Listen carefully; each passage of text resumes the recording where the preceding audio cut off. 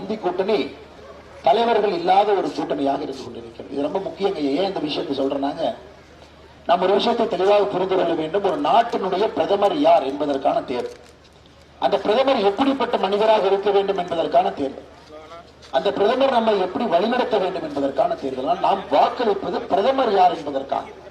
அதனாலதான் 5 ஆண்டுகள்ல 3 முறை நாம் வாக்களிக்கிறோம். உள்ளாட்சி பிரதிநிதி யார் என்பதற்காக ஒரு வாக்களிக்கிறோங்க, நம்முடைய முதலமைச்சராக யார் வர வேண்டும் என்பதற்காக வாக்களிக்கிறோம், இன்னைக்கு பிரதமராக யார் வர வேண்டும் என்பதற்காக வாக்களித்துக் கொண்டிருக்கிறோம். அருமை சகோதர சகோதரிகளே, நீங்களே ஒரு யோசிச்சு பாருங்க. நரேந்திர மோடி அவர்களை தவிர இந்த நாற்காலியில யார் பிரதமராக அமர்ந்தாலும் கூட இந்த நாடு என்ன ஆகும் என்பதை யோசிச்சு பாருங்க. இல்லை, இந்த தேர்தல் நம்முடைய பிரதமர் யார் என்பதற்கான தேர்தல் என்பதை நீங்கள் மறந்துவிடக் கூடாது.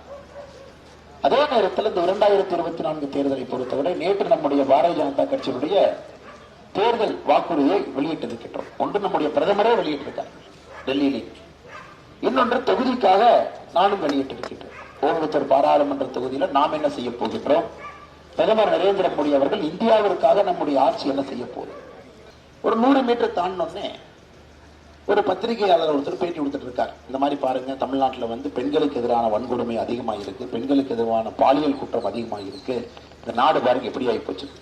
அதையும் கணவன் மனைவியும் பார்த்துட்டே போறாங்க. இன்னொரு 100 மீட்டர் முன்னாடி போறாங்க, செவிலியர்கள் எல்லாம் போராட்டம் பண்றாங்க பணி நிரந்தரம் வேண்டும் என்று.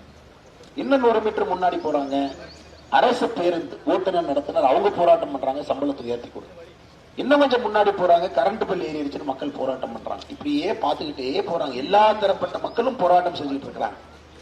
இன்னும் கொஞ்சம் முன்னாடி போறாங்க, காவல்துறை ஒரு 10 பேர்த்த கைது பண்ணி கூட்டிட்டு போயிட்டு இருக்கு. ஒரு செய்தி டிவியில ஓடுது, இந்த போதை கடத்தல் மன்னன் ஆளுங்கட்சிக்கு தொடர்பு இருக்கக்கூடியவனை காவல்துறை கைது செய்தது. அப்படியே பார்த்துக்கிட்டே போகும்போது இந்த கணவர் என்ன பண்றாருன்னா, வண்டியை வச்சுட்டு சொல்றார் மனைவி கிட்ட, இனி பிஜேபியை உள்ள விட வேண்டிய நேரம் வந்து விட்டது என்று. இந்த கொடுமைக்கெல்லாம் தீர்வு பாரதிய ஜனதா கட்சி மட்டும்தான், பிஜேபியை உள்ளே வர வேண்டிய நேரம் வந்து விட்டது. இந்த காணொலி ஒரு சின்ன காணொலி நேற்று போட்டிருந்தோம்மா. அதனால இந்த உண்மையாலுமே தமிழ்நாட்டில் பிஜேபி உள்ளே வர வேண்டிய நேரம் வந்து விட்டது. தேசிய ஜனநாயக கூட்டணி உள்ளே வர வேண்டிய நேரம் வந்து விட்டது. இது மாற்றத்திற்கான நேரம். நிச்சயமாக இன்னைக்கு ஒரு கட்சி நேர்மையான ஒரு ஆட்சியை கொடுக்க முடியும் என்றால் அது பாரதிய ஜனதா கட்சி தான். இன்னைக்கு பாருங்க, 33 மாசமா திராவிட முன்னேற்ற கழகம் ஆட்சியில் இருக்கிறான். அதிகாரம் அவங்க கையில இருக்கு, ஆள்பலம் அவங்க கையில இருக்கு, போலீஸ் படை அவங்க கையில இருக்கு. ஆனா இன்னைக்கு காலையில இருந்து பாத்துங்க, 4-8 வாரம் பவரை கட் பண்ணு, வீடு வீட்டுக்கு போய் 500 ரூபாய் கொடு. இது ஒரு ஆட்சிக்கு அழகுங்களா?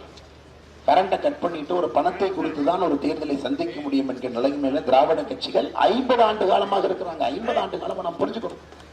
50 ஆண்டு காலமாக நாம் ஏன் ஏழையாக இருக்கின்றோம், ஏன் நமக்கு வளர்ச்சி வரவில்லை என்றால், எலெக்ஷன் வர்றப்போ ஒரு 500 ரூபாய் கொடுத்துட்டோம்னா அடுத்து மக்கள் கேட்டாங்கன்னா, நீ காசு வாங்கித்தானே ஓட்டு போட்டேன், அவனை கேட்கறதுக்கு என்ன உரிமை இருக்கு. இப்படியே கேட்டு கேட்டு தமிழகத்தை பின்னோக்கி சென்றிருக்கிறார்கள். அது இந்த பகுதியில் ஆரம்பிச்சிருக்கிறான்.